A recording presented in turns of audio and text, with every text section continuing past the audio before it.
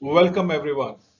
We will be talking about the contingency theory, leader member exchange theory in this presentation.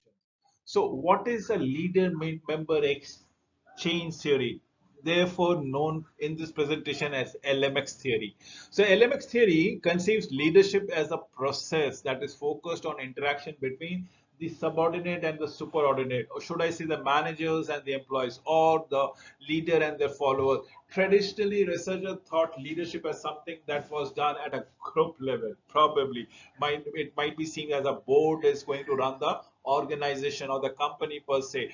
But it has been found it is not the board that is very as effective a person and individual can be. Unlike traits theory or the skill approach, the leader member exchange theory focuses on the interactive relationships, not just on the leader or the follower. Now, what does LMX theory says? It places equal weightage not only onto the leader but also onto the followers, because it is in tandem that they work with each others. It is a mutually beneficial relationship. As a result, why they exist for each others altogether, and that is what LMS or leader member exchange theory stresses upon. It is the interaction that is to be viewed upon it. So, member exchange theory. Leader member exchange theory focuses on the degree of emotional support and the exchange of valued resources between the leader and the member, how we go across it. Thus, diagnosing this relationship can lead to a higher quality relationship and improved organizational performances.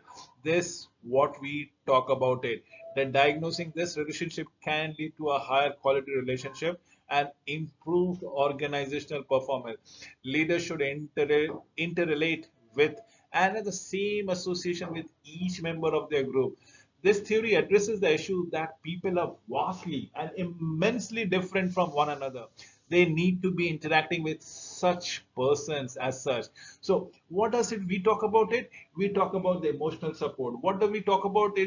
We talk about the interaction that comes out, the communication process that comes out, the resources that have been shared between leaders and members, thus probably enhancing or stressing upon the quality of the relationship. Because if there is a mutual respect for each other, when I say mutual respect, the respect of the leaders and that of the followers, if they respect each other, they are going to enhance the overall productivity of the organization.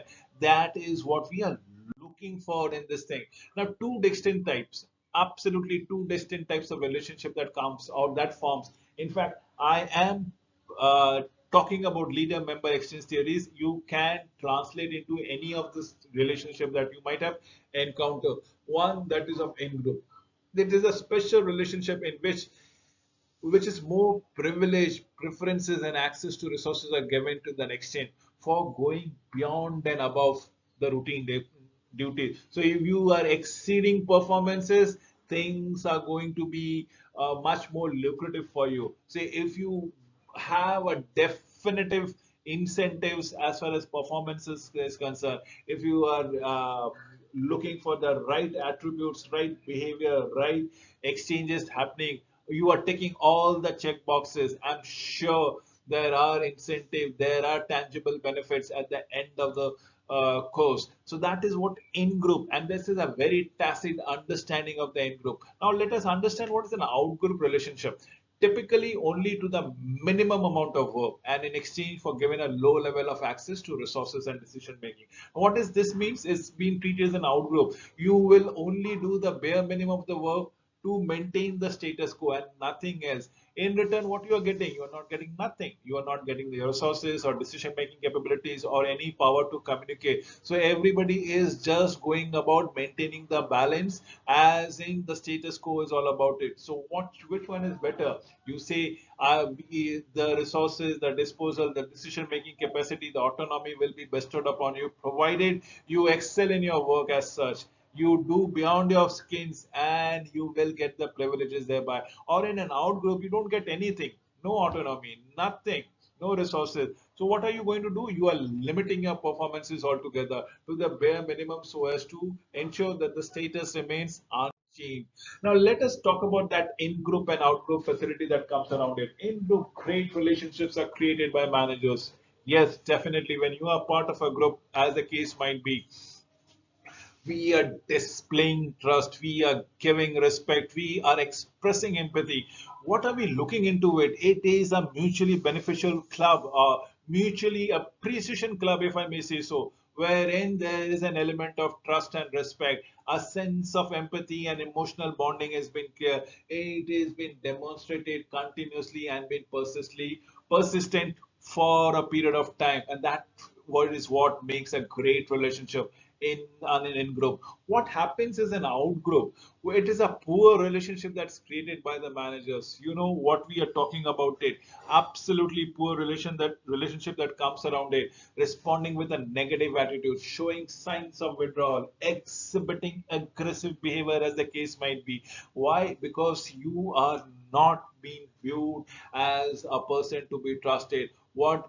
Because there's a lack of communication between the leaders and the followers. As a result, there's a distinction between an out group and an in group. So responding with negative attitude, showing signs of withdrawals or aggressive behaviors has been the norm for the out group person altogether.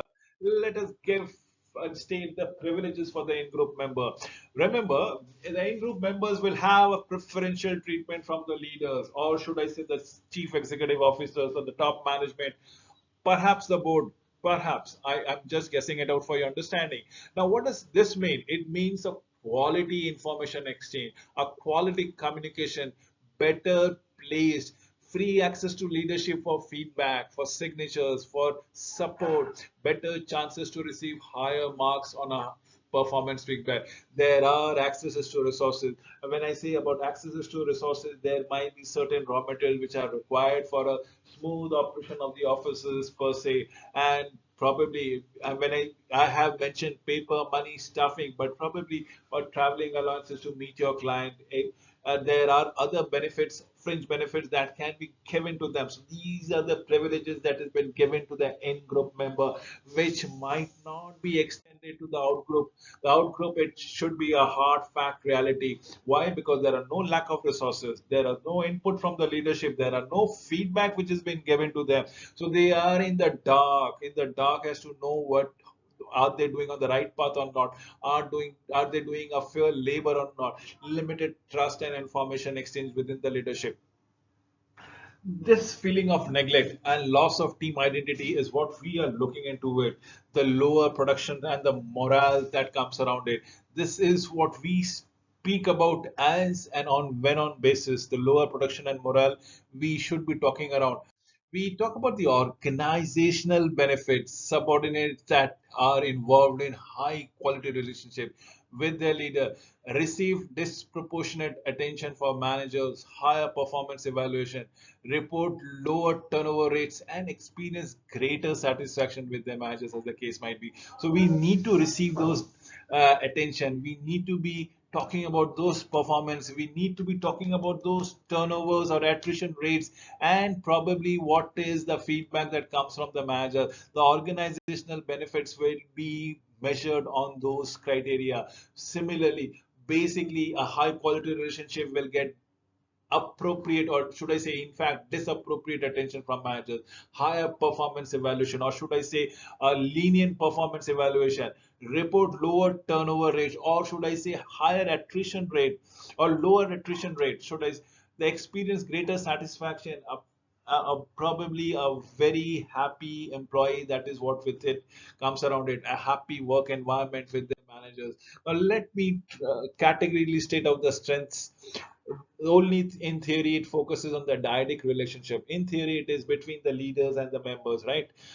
uh, it is a very descriptive theory, by the way. It is a very descriptive theory, emphasizes the significance of communication in the workplaces, serves as a reminder to a leader to be fair in their interaction with the subordinate. Research has shown that utilization of leader member exchange theory create positivity all around, wonderful work environment to work about it, and the organizational performances, it gets enhanced by leaps and bounds. The outcomes are very positive. It is a win-win situation, not only for the leader, not only for the member, but also for the organization and the society large.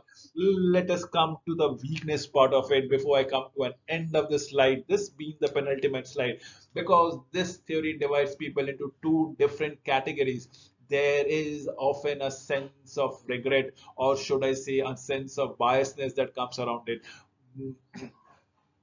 does not address this unfairness issues and subordinate perception of it at all. In fact, it goes on to neglect it outrightly, fails to explain how a high quality relationship is actually created and probably how one can get into it.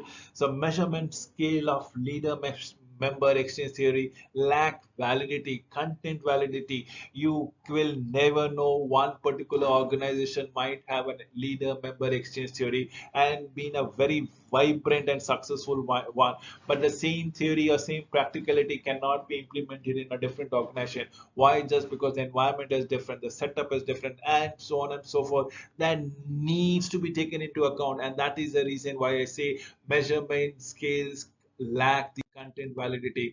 As a summary to this particular presentation, let me wind it up in this particular slide before we come to an end of the presentation.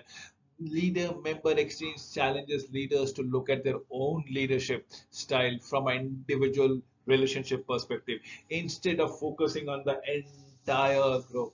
All levels of manager can destroy or probably utilize this theory from chief executive officers to a factory line supervisors, in fact to an individual person. And you can also do the same thing in your personal life, with your friends, with your families, how you are conducting yourself, understanding the nature of high quality relationship and being able to form them will help leaders network with more people to work for more efficiently and productively. Leader member exchange theory can be used in different settings. It reminds leader that every member of the team is unique and must be related in a particular fashion per se. With this, I come to an end of this presentation. Thank you for watching this video.